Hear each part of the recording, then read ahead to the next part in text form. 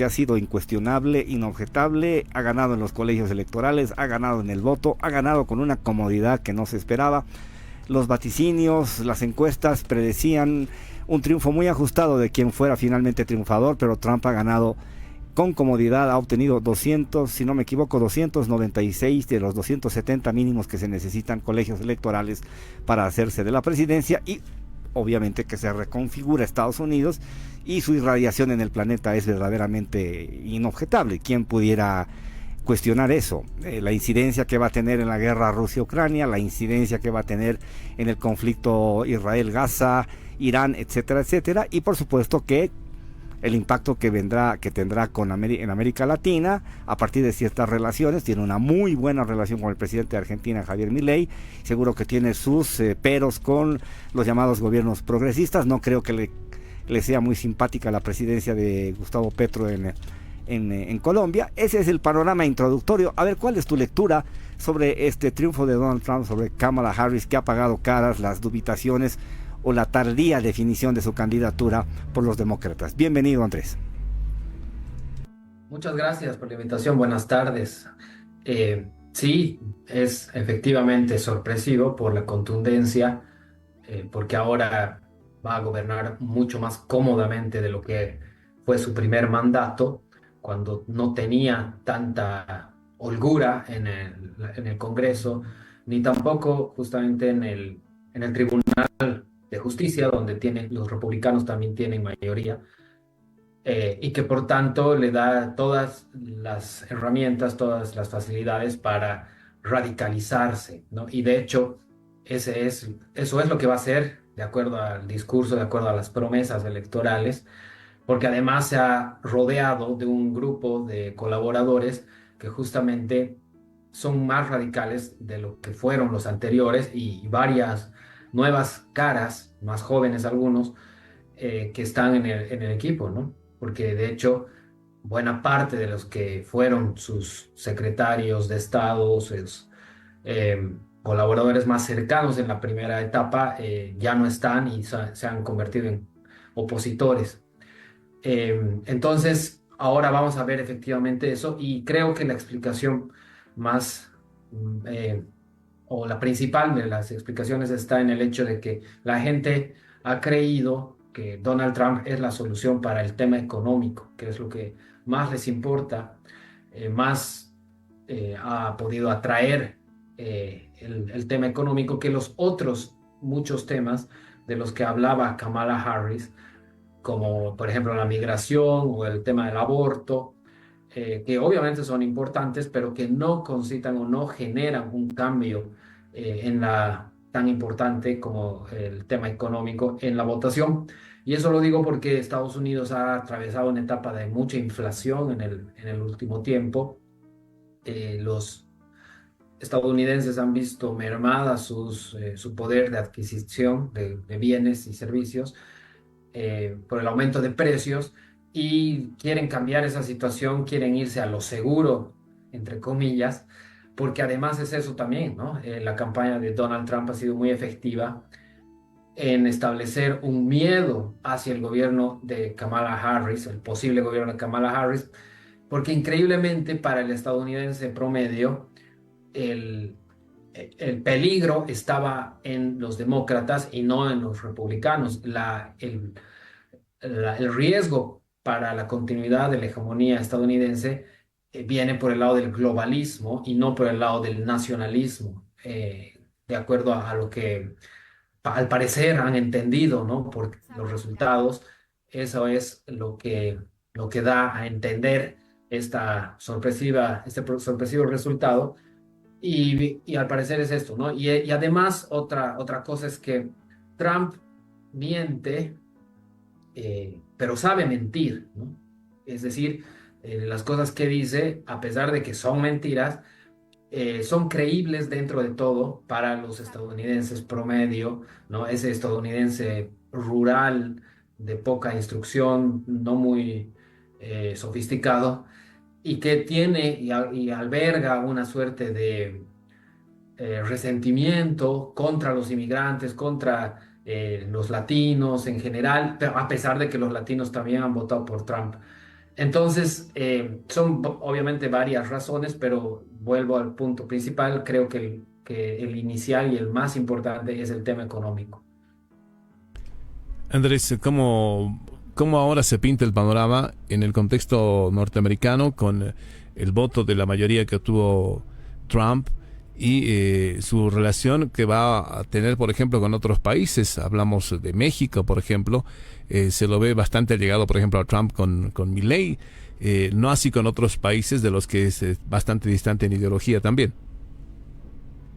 Cierto. Eh, bueno, en el contexto internacional, Trump va a estar muy cerca, obviamente, de Milley en la región, que tiene una línea política muy parecida, pero en el mundo tampoco se queda solo porque hay algunos gobiernos de ultraderecha, como el de Hungría, eh, que definitivamente van a estar muy alineados con todo lo que diga y haga Trump. Y algunos otros que si bien no son ultraderecha, sí son de derecha, ¿no? Y van a tener una cercanía, si se quiere, ¿no? Ahora, efectivamente, por la línea radical, claramente va a estar muy en contra de Maduro, del gobierno de Venezuela, y vamos a ver qué pasa en enero, cuando ya le toca, cuando toca el cambio de mando en Venezuela. Vamos a ver si realmente Trump permite que Maduro se consolide después del fraude, después de cuestionadísima eh, elección que ha habido en Venezuela. Y eso va a marcar la pauta para ver si va a estar eh, rígido y duro con el comunismo, que él ha dicho: voy a acabar con el comunismo en la región. Y eso era decir que no iba a permitir que Maduro se consolide, que no iba a permitir que tampoco continúe la dictadura en Nicaragua. Y todo esto es de hecho ya una promesa de campaña, ¿no? Entonces, ¿hasta qué punto realmente va a poder hacerlo?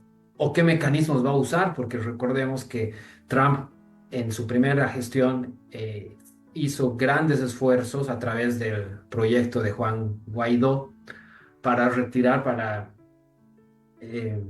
generar un cambio de gobierno en Venezuela, y no lo logró, ¿no? Es decir, ya hizo un intento que fue el más serio, si se quiere, que hizo Estados Unidos en todo el periodo del chavismo. Entonces, eso yo creo que va a ser lo más importante en cuanto a la región, pero claramente también vamos a ver cómo se desarrollan las relaciones con Brasil, que es miembro de los BRICS y que está girando cada vez más hacia el bloque contestatario de Estados Unidos. Pero, sí, y además, obviamente, Bolivia, que ahora es un miembro asociado de los BRICS. Vamos a ver cómo nos va. Me imagino que las relaciones no van a ser nada buenas. Eh, Aunque, bueno, con total indiferencia como ha sido, ¿no? Hasta ahora.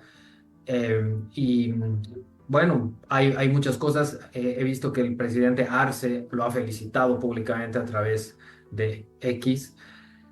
Y esa es una señal positiva, ¿no? En el sentido de que, bueno, sí se quieren tener buenas relaciones al parecer, aunque estamos a nivel de encargados de negocios, y no terminan de resolverse ciertos problemas que hay entre los dos países. Entonces, las relaciones con América Latina van a ser problemáticas, conflictivas, sin duda. Se va a mantener el distanciamiento con los gobiernos progresistas, pero además un desinterés, ¿no?, de la Casa Blanca frente a su patio trasero, entre comillas, porque el interés, el foco de la política exterior estadounidense está en Asia-Pacífico, en el Medio Oriente y en Europa, ¿no? Eurasia, y muy por detrás América Latina. Entonces esas son las características de lo que parece que va a venir. Andrés, es muy llamativa la forma en que se maneja Trump, y que es un poco contradictoria y genera confusión y cierto desconcierto, ¿no? Por un lado tienes una relación personal muy, muy buena, comunicacionalmente hablando, con Putin y por lo tanto con Rusia, pero tienes una batalla permanente, encarnizada, que Trump libra contra los chinos, y seguramente su principal pelea en el mercado internacional. Les van a subir todos los aranceles posibles a las importaciones chinas. Va a haber una batalla de esas, pero feroces en materia de comercio exterior. ¿Cómo explicas estas relaciones que son distantes desde el punto de vista de estados, con China por ejemplo, y muy cercanas porque se dan a partir de una empatía personal con Putin? Y ahí en medio entra el BRICS, por el que Trump no tiene grandes observaciones o grandes críticas, o no está en contra de los BRICS como sí radicalmente lo puede estar Milei. Entonces, el comportamiento de Trump es un poco en ese sentido, digo que desconcertante, y me gustaría tu criterio, tu lectura con respecto de esto. Sí, creo que tiene una visión un tanto pragmática con Rusia, pero muy ideologizada y contraria, ¿no? con China, ¿no? Y es llamativo porque efectivamente es muy diferente a lo que era Biden, que era contrario con ambos, ¿no? Era eh, adversario de Rusia y de China, lo cual obviamente no fue una buena política de parte de Estados Unidos, porque lo que hizo fue terminar de unir a Rusia y a China en un bloque más sólido en contra de Estados Unidos. Entonces lo que parece que quiere hacer Trump, y me parece inteligente, es desarticular un poco ese bloque, acercarse a Rusia y distanciarse y contener a China para impedir que siga creciendo y avanzando, ¿no? Y ahora si vemos más ampliamente los BRICS, también está Irán ahí adentro, ¿no? Y con Irán sí que tiene diferencias, con Irán sí que no puede verlos, ¿no? Y está totalmente en contra de Irán. Y recordemos que fue Trump quien se retiró del acuerdo nuclear que había firmado Obama para contener a Irán.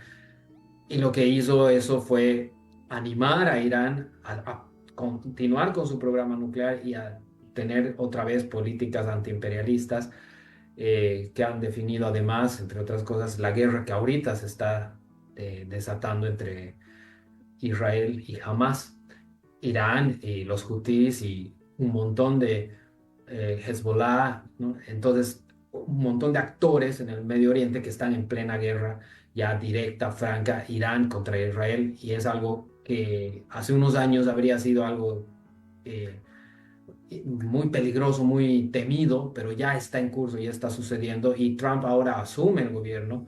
Entonces las cosas también se pueden radicalizar un poco ahí y desatarse mayores conflictos. Entonces, pareciera ser que es como que Trump escoge, ¿no?, a ciertos amigos y a ciertos enemigos, porque el caso de Corea del Norte también es muy particular. Trump le dio la mano al dictador Kim Jong-un en su momento y atravesó la frontera y pisó por primera vez Corea del Norte, un presidente estadounidense en Corea del Norte por primera vez. Y eso también hizo historia, y vamos a ver si otra vez trata de acercarse a Kim Jong-un o, bueno, se mantiene distante, que es lo que le recomendaron en su momento los asesores, pero él no hizo caso. Entonces, es efectivamente al humor y a la forma, al estilo que tiene Trump, cómo se va a manejar la política exterior, siendo disruptivo, retirándose de algunos pactos, yendo en contra del cambio climático, por ejemplo, yendo en contra del multilateralismo, en contra de las Naciones Unidas, nada menos, que es el sistema que ha creado Estados Unidos para gobernar el mundo. Y Trump lo socava, Trump lo hace de menos, y, y se ha salido de la Organización Mundial de la Salud y muchas cosas que nadie esperaría que hagan desde la Casa Blanca, pero él las ha hecho. Entonces ahora también es otra vez el Trump impredecible, el Trump que ya sabemos que es así y todos estamos preparados para cosas muy alocadas. Y bueno, vamos a ver también cómo le va en ese sentido, porque el mundo está cada vez más cerca de una guerra mundial, al parecer, cada vez los conflictos son más graves, y lo único que parece que es bueno es con Rusia, pero con los demás las cosas se pueden tensionar. Entonces, no parecen ser buenas noticias para lo que viene, ¿no? al menos no para el mundo, tal vez sí para Estados Unidos, porque Trump pone a Estados Unidos primero, ¿no? America first, pero no sabemos qué va a pasar para el mundo. Andrés, si bien pasó toda esta situación, creo que también, no sé si tú te has puesto a analizar o a ver si realmente la candidata demócrata Kamala Harris es la realmente perdedora o es realmente el Partido Demócrata el que perdió toda esta situación, las elecciones, desde que Biden no supo hacer bien las cosas en el poder. Efectivamente, creo que son ambas cosas, ¿no? El desgaste del gobierno de Biden y lo mala candidata que resultó ser Kamala Harris, que no llegó a convencer, que resultó ser ambigua en algunos puntos y eso también le costó, a pesar de que en el mismo debate contra Trump se mostró bastante confiada y ganó el debate, ¿no? Pero al final el resultado dio cuenta de que fue incluso peor que Hillary Clinton en su momento, por el margen o la holgura con la que al final ganó Trump. eh, Harris realmente no le hizo frente, realmente no fue una buena candidata, porque además también mentía, también le pescaron algunas cosas que no eran verdad, había dicho que fue a la frontera con México, no, y no había ido nunca, ¿no? Y algunas otras cosas sobre el programa de salud, ¿no? Que ella había dicho que habían hecho algunas cosas que no las habían hecho. Entonces, no era una persona transparente, sincera. Y creo que en el lado demócrata, cuando ves alguna falta de integridad, sí importa, ¿no? En cambio, en el lado republicano, no importa que el candidato no cumpla mínimos estándares de integridad, en el sentido de que Donald Trump ha sido acusado con bastantes pruebas de delitos sexuales, de evasión fiscal, de la toma del Capitolio, nada menos, ¿no? Que además con toda la claridad de que él había incitado a un grupo de sus seguidores a tomar el Capitolio en un atentado a la democracia.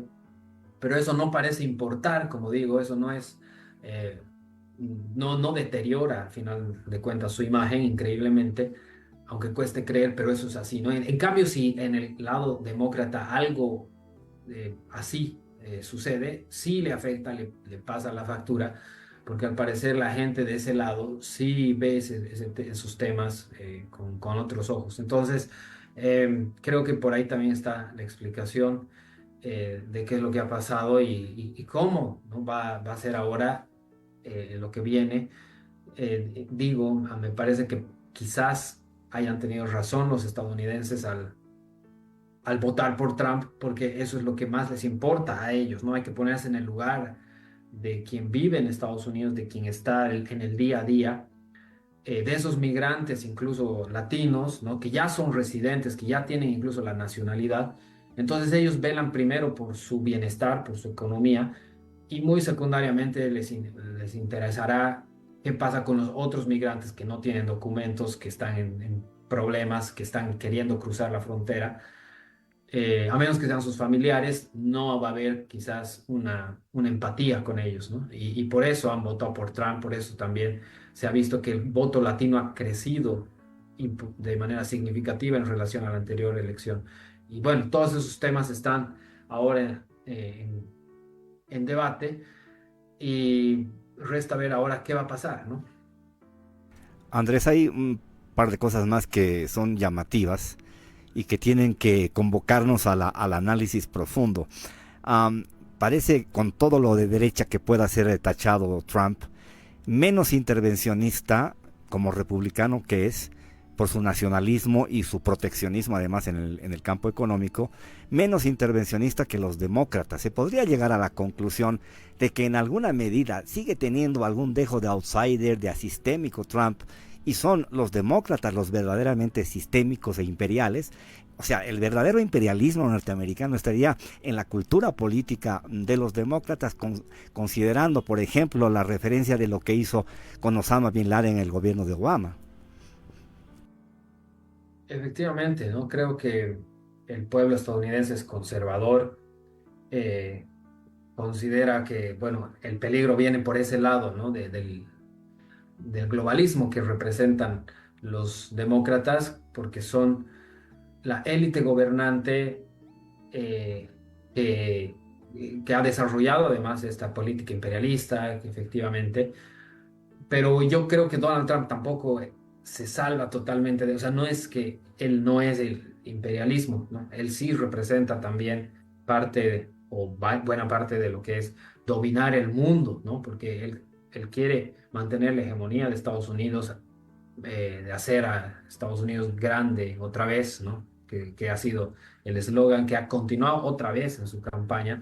Y él dice, ¿no? Eso, yo creo marca, soy muy bueno para crear marca, una marca, y vamos a hacer de Make America Great Again una marca mundial, global, ¿no? No es solo aquí, que ya es una marca conocida, sino que va a ser en todo el mundo y nos vamos a volver otra vez grandes, pero primero Estados Unidos, ¿no? Nosotros con proteccionismo, con medidas económicas que son liberales, que son neoliberales en muchos aspectos, bajar impuestos, que es una de las grandes promesas, y dejar de intervenir y dejar algunos programas sociales, ¿no? Ya revertir eso, bajar un poco el gasto del público, aunque en su primera gestión lo aumentó, ¿no? Pero ahora ha prometido que va a bajarlo y se ha reunido se ha rodeado de unos economistas, un equipo de economistas que han hecho el programa de Trump para la campaña, que son realmente los más liberales y los más reconocidos, ¿no? En el mundo. Y eso creo que ha sido la clave, ¿no? Gran parte de la propuesta y de la victoria de Trump es que la parte económica se ha llevado con mucho acierto, ¿no? Y entonces ahí creo que va a ser también la clave del éxito de su segundo gobierno. Andrés, agradeciendo tu gentileza por esta charla que tienes con nosotros, quería cambiarte un poquito el tema, cómo analizas el contexto en el panorama internacional vinculado a lo que ocurre en Latinoamérica, Argentina, Perú, Colombia, mencionabas a Venezuela también, que está atravesando una situación difícil con lo que podría ocurrir en enero y lo que podría hacer Donald Trump también, si puede o no darle el respaldarazo, que es muy difícil, al gobierno de Nicolás Maduro. ¿Cómo analiza la situación en Latinoamérica? ¿Qué situación política va atravesando Latinoamérica en el contexto internacional? Es complicado también porque hay divisiones, hay izquierdas y derechas que están peleadas y fracturadas también dentro, ¿no? De cada uno de los bandos, porque vemos que hay una izquierda más radical, la de Maduro, la de Ortega, y Bolivia muy inclinada ahí, ¿no? La que se conforma en el ALBA. Y hay otra izquierda más moderada, la de Lula, de Boric, eh, en Chile, y Petro, quizás, ¿no? En medio de ambas, eh, que van a dar cuenta de un aislamiento en el que está Maduro. Maduro está en serios problemas ahí. En enero va a ser definitivo si se queda o realmente ya se va finalmente, porque no tiene prácticamente amigos ya en el vecindario, ¿no? Más que obviamente Cuba y Nicaragua y Bolivia un poco, ¿no? De hecho, totalmente quizás. Bueno, pero la cosa es que no tiene a Brasil, que es clave, ¿no? Y no ha podido entrar a los BRICS, ni siquiera como socio, a pesar de que ha ido hasta Rusia para tratar de convencer a los grandes líderes y ha vuelto con las manos vacías, ¿no? Entonces, Maduro no tiene amigos y posiblemente no tenga tampoco el apoyo que ha recibido de China para subsistir hasta ahora, ¿no? Porque gran parte de la ayuda económica que ha recibido en el último tiempo que le ha permitido mantenerse en el poder ha venido de China, ¿no? Que le ha prestado más de 50.000 millones de dólares hasta ahora. Y claro, no está pudiendo pagar, o ha prometido o les ha dado a los chinos concesiones en la explotación del oro, del minerales y del petróleo, pero tal vez ni con eso pueda asegurar que en el futuro le sigan desembolsando los montos de dinero que le han desembolsado, y eso lo va a colocar en una situación muy complicada, está contra las cuerdas. Y bueno, espero yo que eso finalmente haga que se genere un cambio, ¿no? Democrático en Venezuela, que asuma quien ganó las elecciones, González Urrutia, como corresponde, que se respete el voto popular. Y eso va a marcar la línea de lo que va a pasar en América Latina a continuación, porque el tema de Venezuela ha sido el tema de mayor conflicto y de mayor división también entre los gobiernos de América Latina en los últimos 10 años o más, porque unos que se ponen del lado de Venezuela, otros que no. Se ha conformado el grupo de Lima en su momento, ¿no? El grupo de contacto por el otro lado, que eran movimientos que intentaban resolver el tema de Venezuela y que no lograron nada. Sigue ahí Maduro y ha generado tanta migración, ha generado tanto dolor para el pueblo venezolano que es indecible, ¿no? Lo que está pasando y sigue, y sigue, y al parecer las proyecciones son de que si continúa, la migración se va incluso a duplicar, ¿no? Y hay un informe de la ACNUR que refleja que la presión migratoria sobre Estados Unidos, sobre los otros países, Colombia principalmente, va a continuar, ¿no? Entonces, obviamente, nadie está muy feliz de que Maduro esté ahí en la región. Y bueno, ese va a ser el tema clave de la política latinoamericana y de la relación de Latinoamérica con Estados Unidos.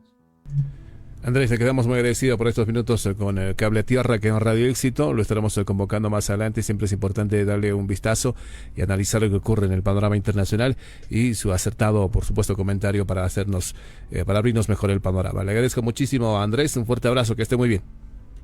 Muchas gracias, un gusto estar en Radio Éxito. Un abrazo. Bien, muchísimas gracias. Estaba con nosotros